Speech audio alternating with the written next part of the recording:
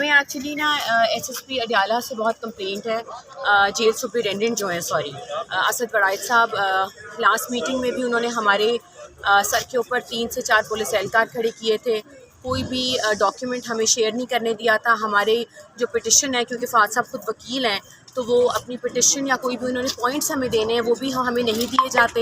پہلے وہ ڈاکیومنٹ لے جاتے ہیں، اس کے بعد وہ ایسے لہرا کے ٹیبل کے اوپر ڈاکیومنٹ پھینکتے ہیں اور وہ مجھے ڈاکیومنٹ دیتے ہیں. تو اس وجہ سے بچیاں جو ہیں وہ بہت زیادہ ابھی سہمی تھیں، کیونکہ ظاہر ہے اس انوائرمنٹ میں تو ہم نہیں بچیوں کو وہاں ملوا سکتے. اور ہم اسی لیے ہائی کورٹ میں آج ہماری پیشی تھی. ہم ان کو یہی کہنے کے لیے آئے تھے کہ جو نسا نے جو کارڈ بنایا تھا، کیا نہیں دینے دیا، کس کے لیے، کیا لکھا ہوا تھا اس پہ؟ آپ بتا دیں. ہاں جی، اس پہ لکھا ہوا تھا کہ آئی مس یو، اور وہ بھی نہیں جانے دیا اندر. انہوں نے پتہ نہیں ان کو دیا ہے کہ نہیں دیا ہے.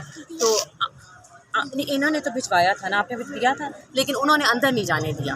تو ہم اسی سلسلے میں آج ہماری پیشی تھی. ہم نے یہی جج صاحب کو ریکویسٹ کرنی تھی کہ جی اس کے اوپر ایکشن لیا جائے، کیونکہ کورٹ آرڈر ہمارے پاس تھا اور اس کے باوجود وہاں پہ اس کی پیروی نہیں کی گئی ہے. اب کیونکہ میں اینٹی کرپشن جا رہی ہوں، ہم لوگ ان سے ملنے، کیونکہ وہاں پہ تو ملاقات کا بالکل بھی انوائرمنٹ نہیں ہوتا.